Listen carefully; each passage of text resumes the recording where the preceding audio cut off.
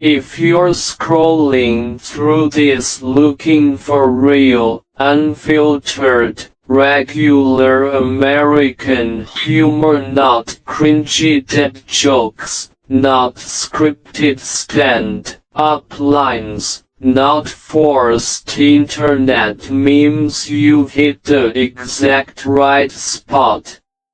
This whole piece is written exactly how everyday Americans talk to their friends, roommates, co-workers, and random strangers at the grocery store, gas station, or neighborhood cookout.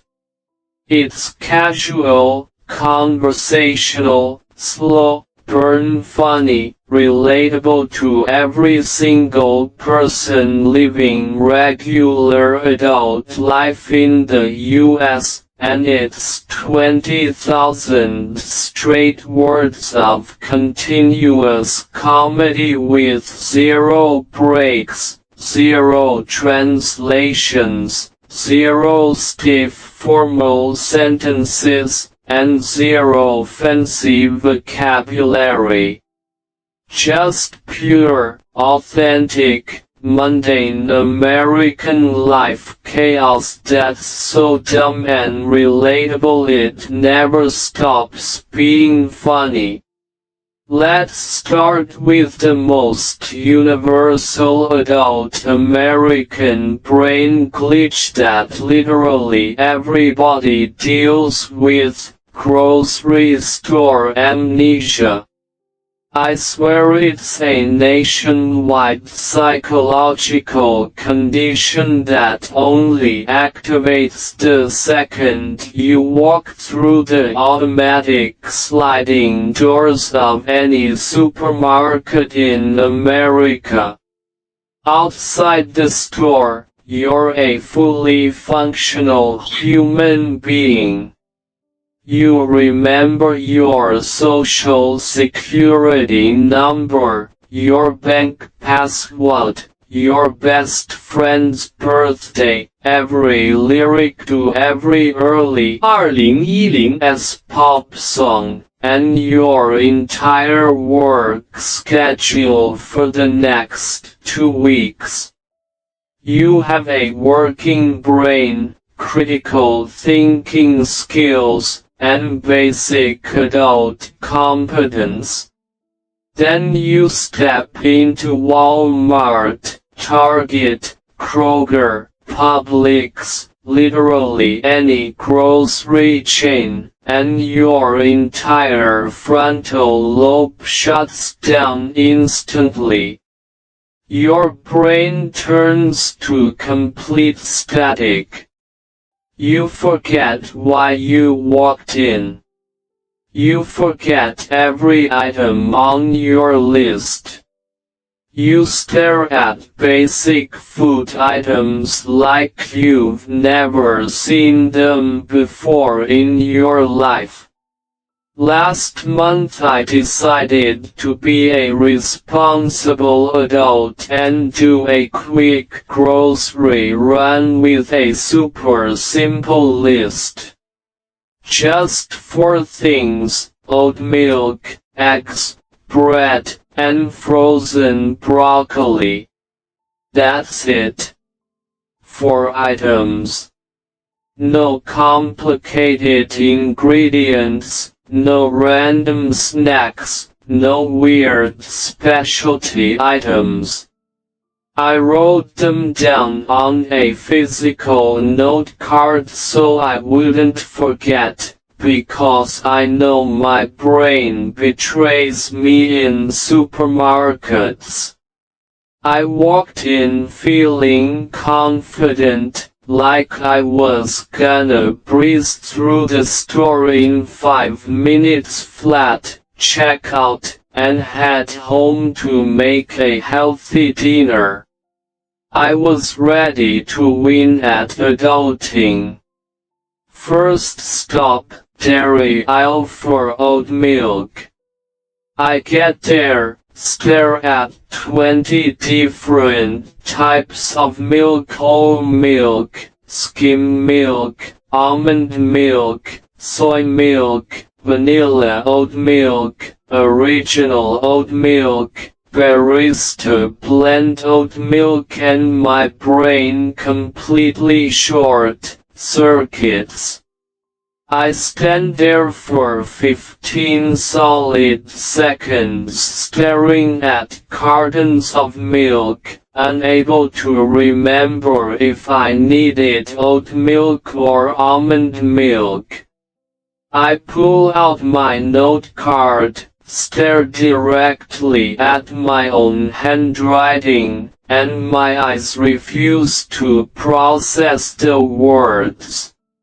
People walk past me grabbing milk, yogurt, cheese, moving perfectly fine, living normal adult lives, and I'm frozen in place having a full-on identity crisis over plant-based milk. After 30 seconds of internal panic, I finally decode my own writing, grab the right oat milk, and feel an overwhelming sense of pride for regaining basic human function. Next up, eggs. Egg section goes fine, no issues. I grab a dozen large eggs, toss them gently in my tiny handheld basket, and move on. Then bread. Bread aisle is where I start to spiral again. I need basic white sandwich bread for toast. That's all. Simple, generic, everyday bread. But suddenly every single loaf in the aisle looks identical and completely wrong. Whole wheat, sourdough, ciabatta, multigrain, honey oat, low carb, zero sugar. My brain overanalyzes every single option. I stand there debating bread types for 4 minutes when I only needed the cheapest, plainest loaf available. I finally pick one, toss it in the basket, and move to frozen broccoli. Frozen vegetable section is where every American grocery run turns into a random shopping spree. I walked in for broccoli. Just broccoli. But the second I step foot in the frozen aisle, my self-control vanishes. I see frozen pizza on sale, and suddenly I need frozen pizza. I see ice cream sandwiches, and now I desperately need ice cream sandwiches. I see frozen tater tots, and my brain convinces me tater tots are a necessary weekly grocery item. I see frozen waffles, frozen fries, frozen dumplings, all kinds of random junk I never planned to buy, and I start tossing them all in my basket one by one. 20 minutes later, my tiny handheld basket is overflowing with random snacks and frozen junk food I had zero intention of purchasing when I walked in. The 4 actual necessary items I came for are buried at the bottom under pizza, tots, ice cream, and waffles. I wander the rest of the store aimlessly, down snack aisles, candy aisles, soda aisles, just browsing like I have all the time in the world. I pass the cleaning supplies, pet food, paper towels, all stuff I don't need, and still keep wandering. Eventually I make it to self-checkout, which is the second most traumatic American adult experience after grocery store brain fog. Self-checkout machines are designed exclusively to humiliate grown adults in public. I've never once had a smooth self-checkout experience in my entire life, and literally every American I know agrees with this. These machines hate human beings. They hate efficiency. They hate happiness. I start scanning my items one by one. Oat milk scans perfect, bags fine. Eggs scan perfect, bags fine. Bread scans perfect, bags fine. Then I get to frozen broccoli. I scan the broccoli, the machine beeps correctly, shows the item added, and the second I set it in the bagging area, the machine erupts into a deafening robotic scream. Item unbagged.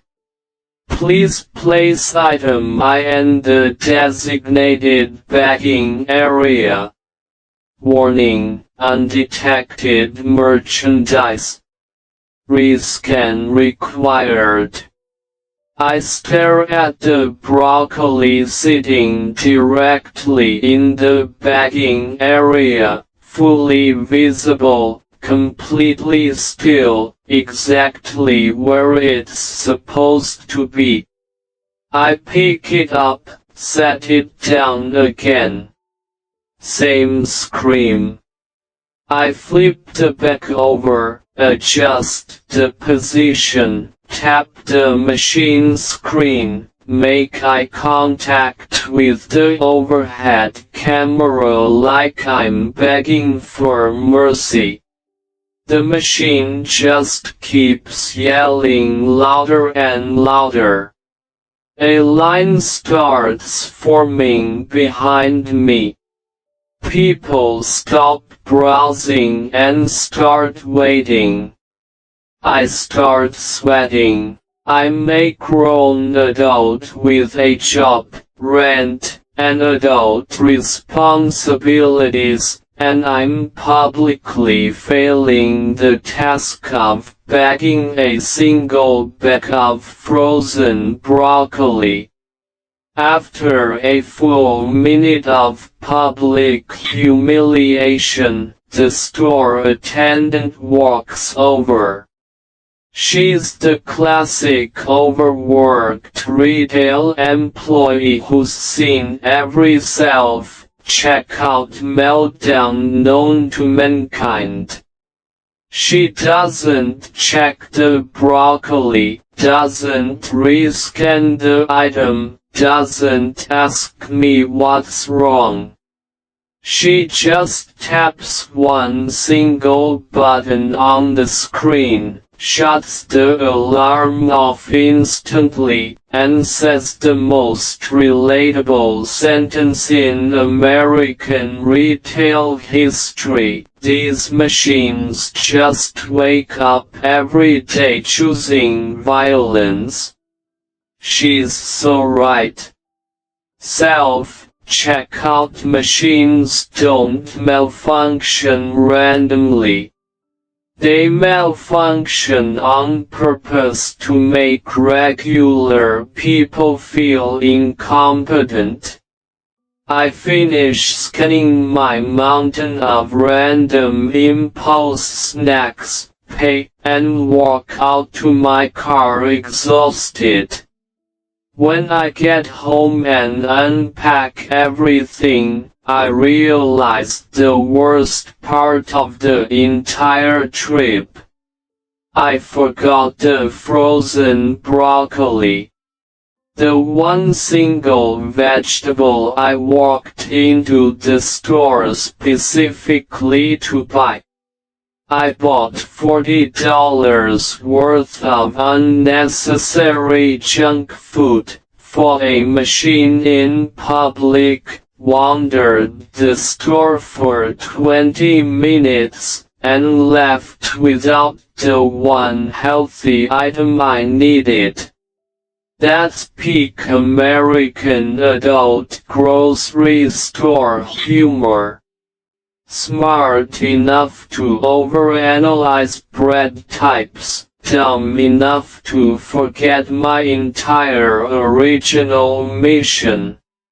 And we can't talk about American grocery stores without talking about the avocado curse. Every single American adult knows the avocado rule. Avocados are the most unreliable, traitorous food on planet Earth. Picking a good avocado is harder than acing a college exam, harder than negotiating a rent decrease, harder than parallel parking on a busy street. There is no skill more useless and frustrating than avocado selection. Every single time you go grocery shopping, you spend 5 minutes squeezing every single avocado in the bin, trying to find the perfect one. You test softness, check the stem, inspect the skin, analyze every tiny detail like you're a forensic scientist investigating a crime scene. Half the avocados are rock solid, hard enough to use as a paperweight, won't ripen for another week. Half are secretly rotten inside, brown and mushy and stringy, even though the outside looks flawless. The few that feel slightly soft are either overripe and moldy or perfectly fine, and you have zero way to tell the difference. I once spent 7 minutes picking the perfect avocado for taco night. I squeezed 12 different avocados, picked the softest, most consistent one, felt proud of my adult grocery skill, and brought it home. That night I cut it open to make guacamole, and it was completely brown and rotten inside, full of gross stringy moldy texture. Total waste of time, total waste of money, total betrayal. An elderly regular shopper at my local grocery store once watched me struggle with avocados for 10 minutes straight and gave me the universal American avocado wisdom: honey, avocados don't ripen for you. They ripen against you. No matter how good you pick, they always let you down. That's the unofficial grocery store motto every American lives by. We never learn. We keep buying avocados every week, keep trying to pick good ones, keep getting betrayed, and keep laughing at ourselves for repeating the same mistake forever. Moving straight from grocery store chaos to retail worker comedy, which is the backbone of all authentic American everyday humor.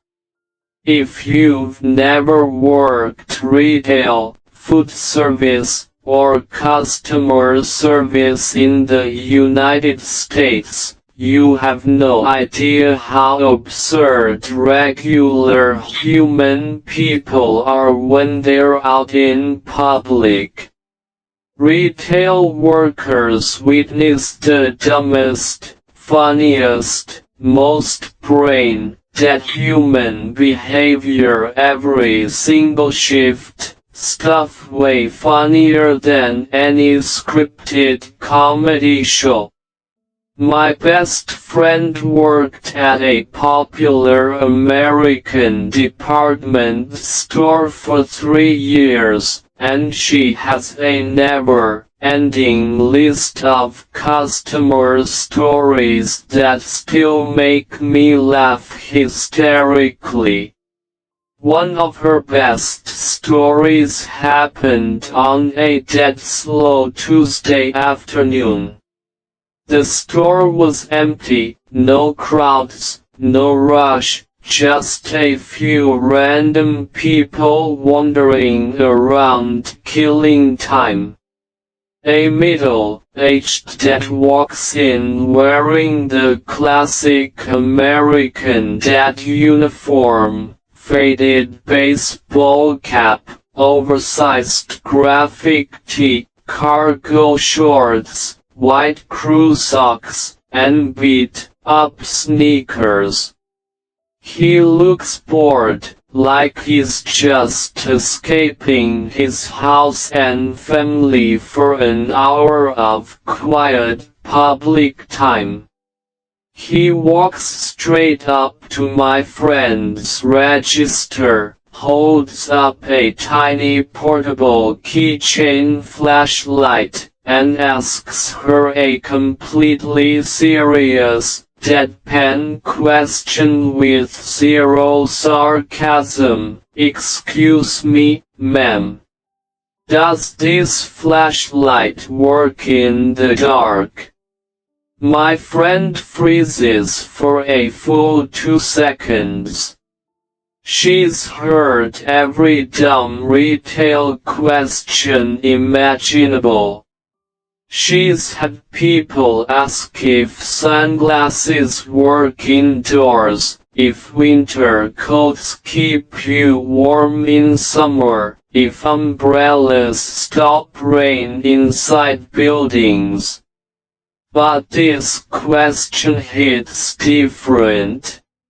A flashlight's entire sole purpose in existence is to produce light in darkness. It's the most basic object function in the world.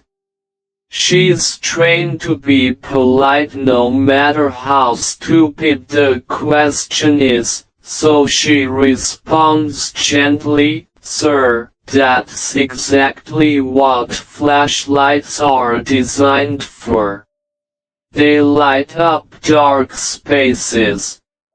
The man nods very slowly and seriously, like he's just received groundbreaking scientific research, and replies, "Okay, good. I've bought flashlights before that don't work in the dark, so I just wanted to double check." He then pays for the tiny flashlight, thanks her sincerely, and walks out of the store completely satisfied.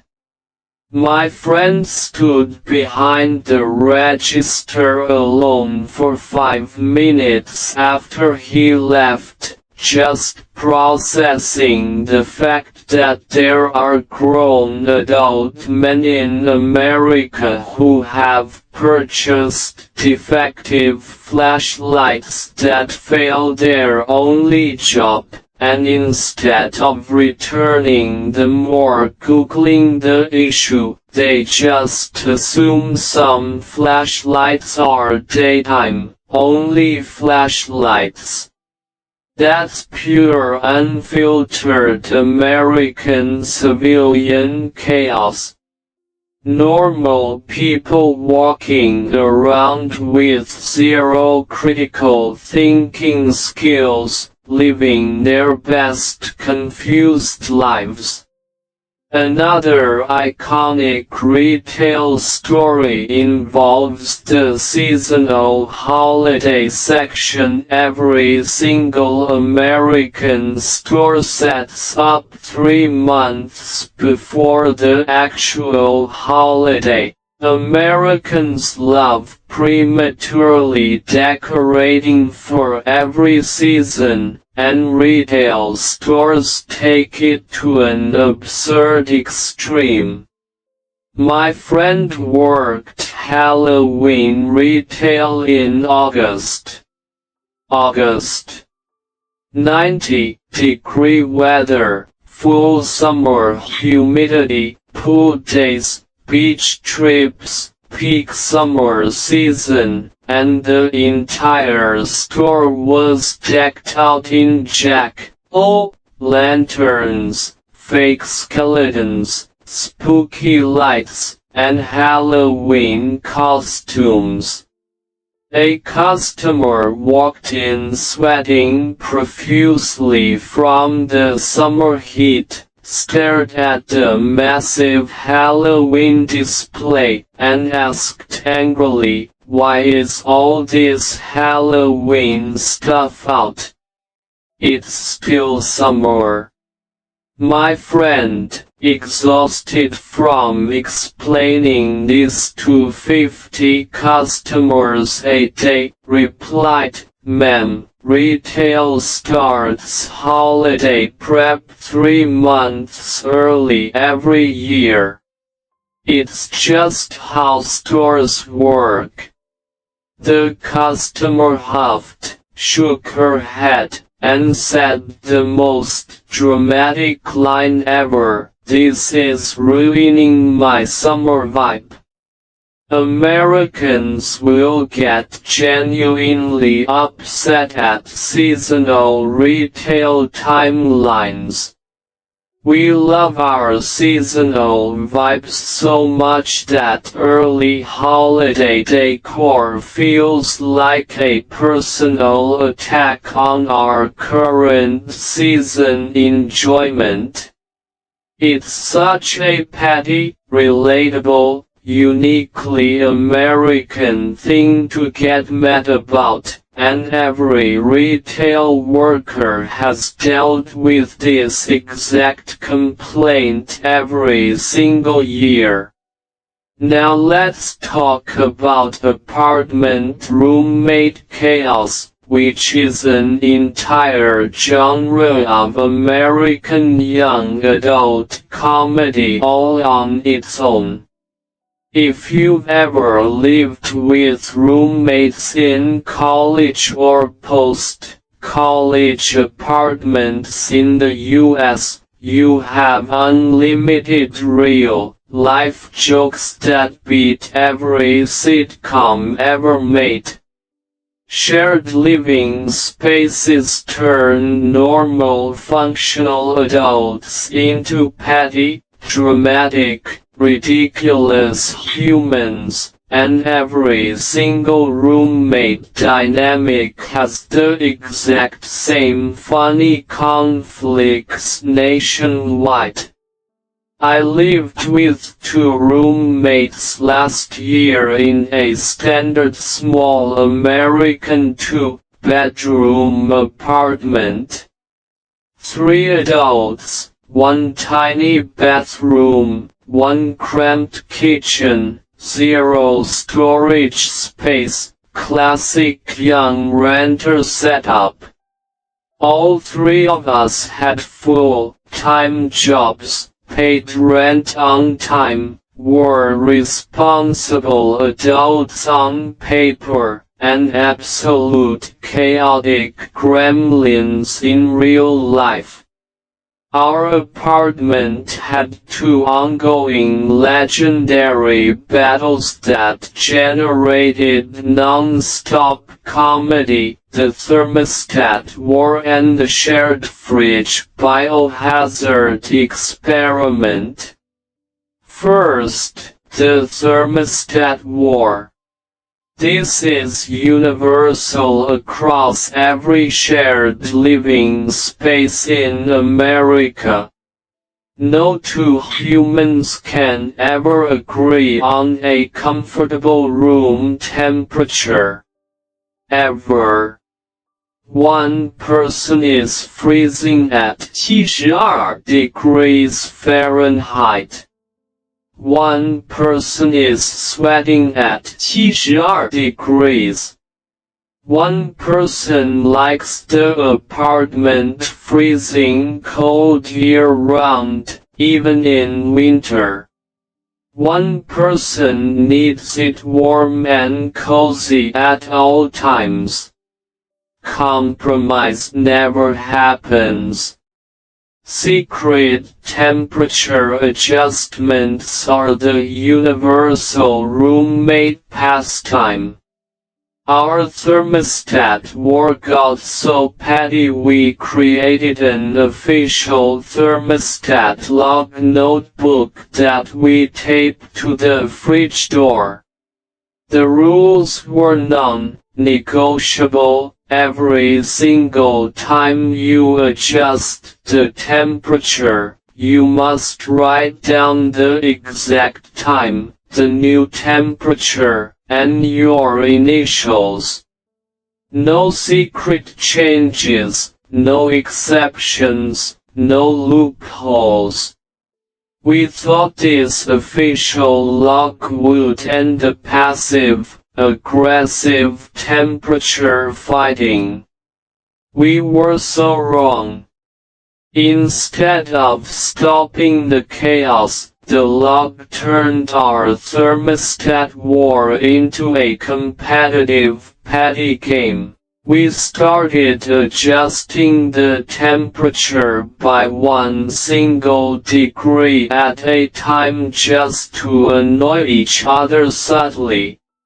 Someone lowers it from 71 to 70 at 2 a.m. Someone raises it back to 71 at 9 a.m. Someone drops it to 69 while everyone's at work. Someone bumps it to 72 overnight. We went back and forth for weeks over single-degree differences. 3 grown adults with careers and rent responsibilities spending mental energy fighting over 1 degree of indoor temperature. It's the most American roommate behavior imaginable. We eventually wrote up a formal signed apartment contract stating the thermostat would stay permanently locked at 71 degrees forever, no adjustments allowed, all 3 signatures included. 12 hours later, someone secretly changed it. We never found out who. To this day, it's our apartment's unsolved mystery. Second roommate comedy staple, the shared apartment fridge that slowly transforms into a biological hazard over time. Every shared fridge in America follows the exact same timeline. Week 1, clean, organized, labeled food, responsible adult behavior. Week 2, random unlabeled leftovers start appearing. Week 3, expired condiments accumulate. Week 4, nobody knows what half the food in the fridge is. Nobody claims the mystery containers. Nobody cleans anything up. After 3 months of neglect, our fridge turned into a full-on science experiment. We had salad dressing expired 16 months prior, yogurt from last summer, unlabeled Tupperware containers dating back months, mystery sauces, half-eaten forgotten snacks, and multiple food items that changed color and texture weekly. One Saturday morning we all agreed to do a full deep clean, gloves on, trash bags ready, prepared to sanitize the entire fridge. We sorted through every item one by one, tossing expired condiments, moldy leftovers, and ancient snacks. Then we found it, a completely opaque, unmarked Tupperware container holding a solid beige block of mystery food. No label, no owner, no recognizable texture, no memory of any of us making it. It wasn't liquid, wasn't a normal leftover meal, just a dense solid beige chunk of something unknown. We stood there staring at it for a full minute, 3 confused adults trying to identify fridge cryptid food. Roommate 1 guessed old mashed potatoes. Roommate 2 guessed dried pasta. I guessed a failed baking experiment. Then one roommate had the classic terrible American young adult idea, let's smell it to figure out what it is. This is the exact type of impulsive zero, critical, thinking decision we all make constantly. He slowly pried the lid open, leaned in cautiously, and took a deep sniff. His face instantly contorted into the most horrified, disgusted expression I've ever seen on a human. He lurched back, started coughing and gagging, and yelled that whatever it was had been fermenting in the fridge for multiple seasons. We slammed the lid shut immediately like we'd opened a toxic waste barrel. We triple-bagged the container in heavy-duty trash bags, tied it tight, sprinted it out to the outdoor dumpster, and sanitized the entire kitchen counter 3 times in a row with disinfectant wipes. We were convinced we'd discovered a new mold species. 3 days later, over dinner, one roommate casually remembered the truth. It was homemade raw cookie dough she'd made 4 months prior, stuck in the fridge to chill, and completely forgot existed. Over 4 months, the moisture evaporated entirely, leaving a solid dehydrated cookie dough block that turned into unrecognizable fridge-cryptid food. That's the magic of American apartment living. Forget food long enough, and it evolves into a brand new unknown substance. Pet owner humor is another massive endless category of authentic American comedy. Over 70% of American households own a pet, mostly cats and dogs, and every single pet owner has identical relatable funny stories that never get old. American pets all follow the exact same chaotic personality patterns, and their dumb dramatic behaviors make up daily low-key comedy for millions of people. I own a domestic short-hair cat with the most classic entitled American house cat personality imaginable. She's convinced the entire apartment exists solely for her entertainment and service, and I am her full-time personal servant.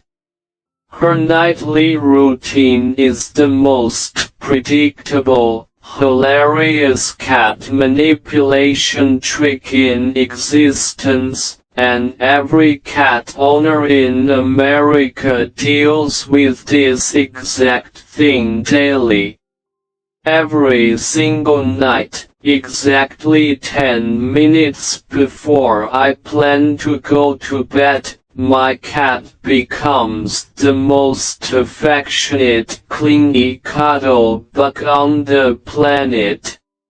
She rubs aggressively on my legs, meows loudly for attention, jumps on my laptop keyboard, blocks my screen, sits on my homework or work documents, and demands constant pets and cuddles.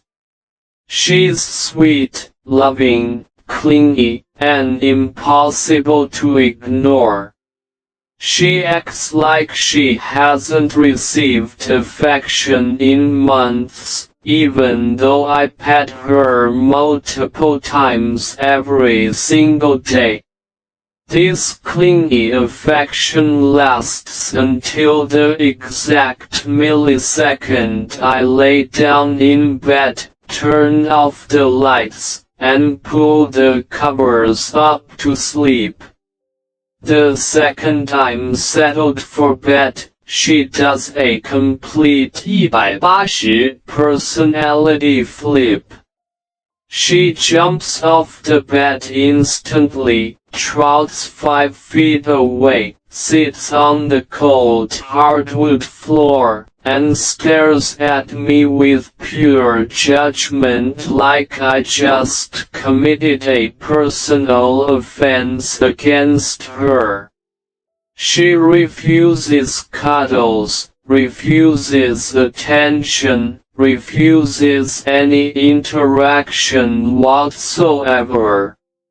If I get back out of bed to give her attention, she immediately turns clingy and loving again.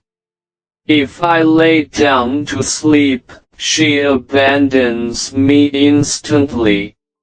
She has mastered the ultimate cat power move, affection only when you're busy, zero affection when you're free and available.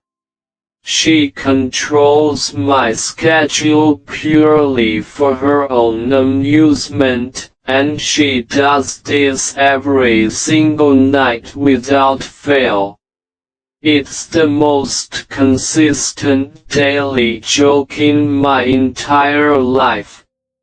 For dark humor, look no further than every golden retriever in suburban America. Golden retrievers are universally recognized as the sweetest, dumbest, most oblivious dogs in the entire country, and every single one shares the exact same funny quirk.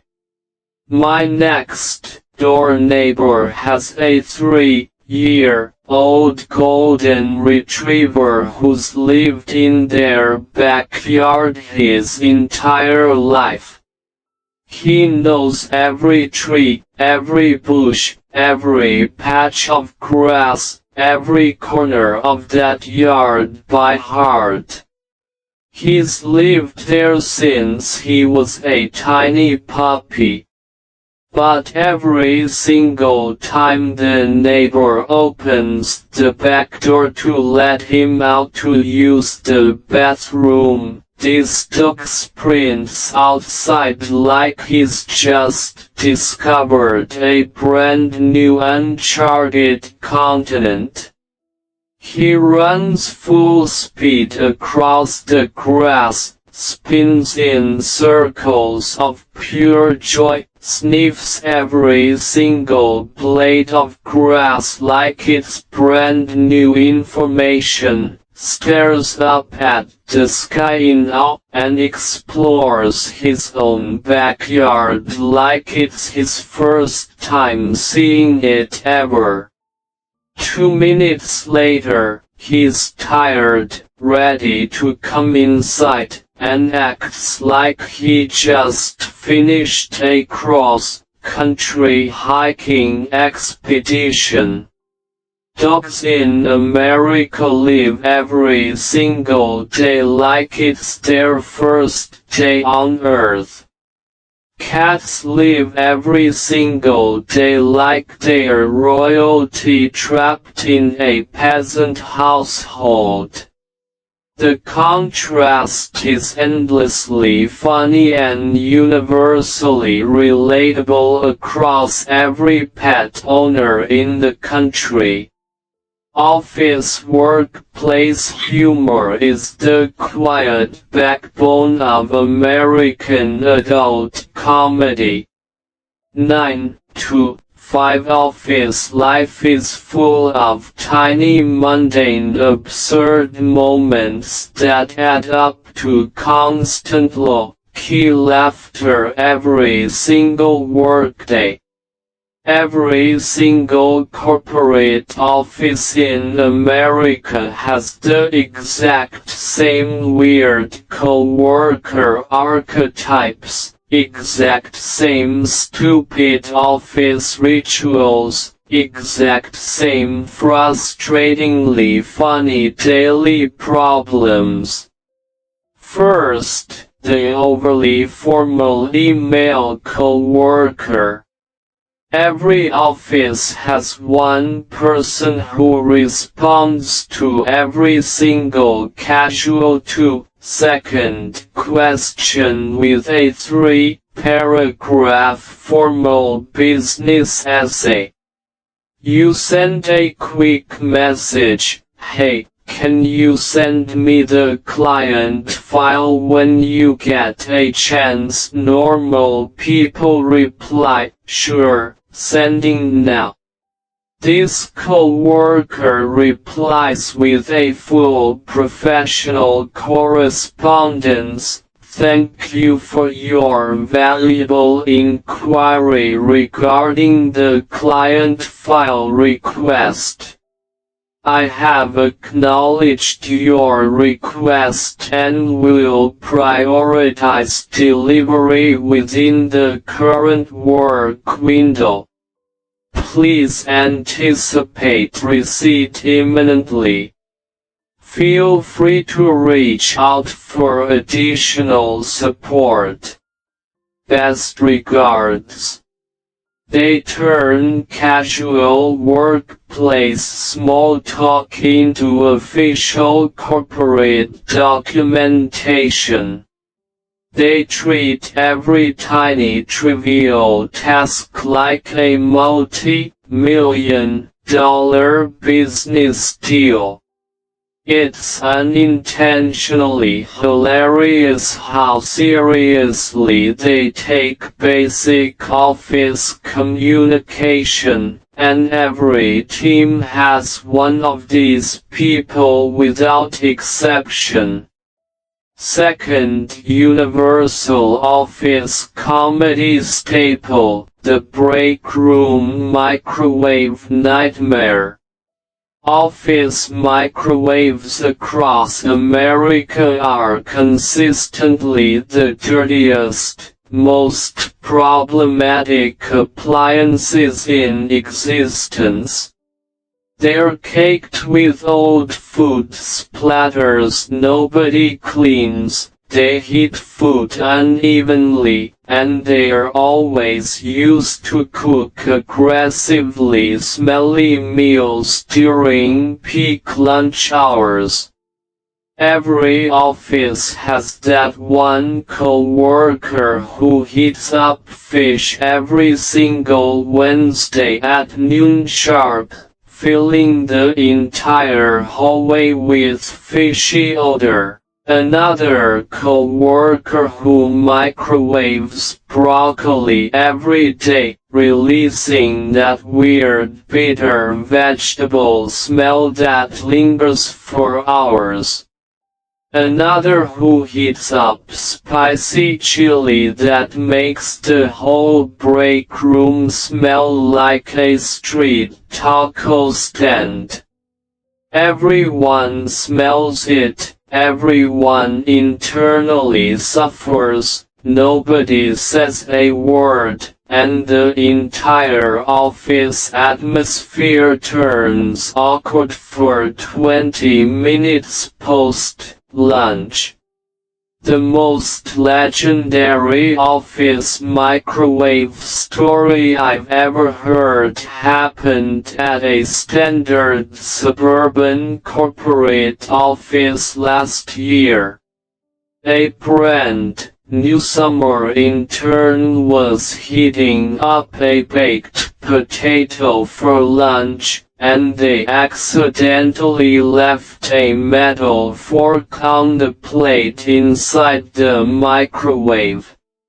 Literally every kid learns in elementary school never to put metal in a microwave. It's basic common knowledge. The intern hits start and walks away casually to grab a water bottle. 10 seconds later, the microwave starts sparking violently, shooting bright blue electric sparks inside, making loud popping crackling noises like it's about to explode. The entire break room freezes. All the full-time staff stare in shock at the malfunctioning appliance. The intern turns around, sees the sparking microwave, and reacts with pure innocent confusion instead of panic. They tilt their head, stare at the sparks, and say the most iconic intern quote in American workplace history, "Huh." my potatoes dancing. No fear, no alarm, no realization they almost broke the office microwave. Just genuine curiosity that their lunch is creating a light show. The team still quotes that line in group chats months later. It perfectly sums up intern energy, zero malice, zero awareness, pure chaotic innocence. Modern American dating app humor is another endless goldmine of relatable adult comedy. Every single young adult in America has used Tinder, Bumble, Hinge, or some dating platform, and every single person has absurd, funny, cringy dating stories that beat any scripted rom-com comedy.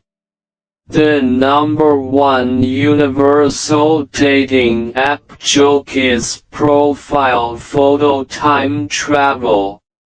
Literally everyone uses filtered angles and slightly old photos, but some people take it to legendary comedic levels.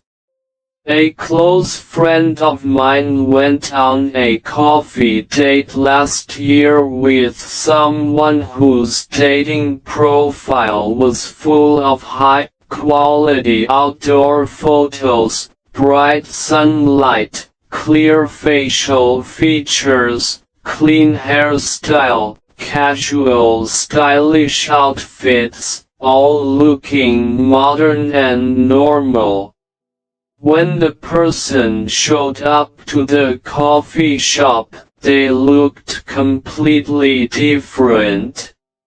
Different haircut, different facial structure, different body type, different skin tone, different style, zero resemblance to the profile photos. My friend was polite enough to sit through the entire 30-minute date making small talk, smiling, and being friendly. After the date ended, he went back to check the profile and figure out the extreme mismatch. Every single photo on their dating profile was 7 years old. 7 full years of aging, hair changes, style changes, life changes completely ignored. They were essentially dating using their high school early college appearance. Time travel profile photos are so common in American dating that it's a running national joke. Everyone swipes on a person from 2018 and dates a person from 2025. Equally funny is the nationwide identical dating bio template epidemic. Swipe through hundreds of dating profiles across any American state, and you will see the exact same 4 bios repeated endlessly with zero variation. Dog dad, coffee enthusiast, weekend hiker. Work hard, play hard. Good vibes only. Love good food and better company.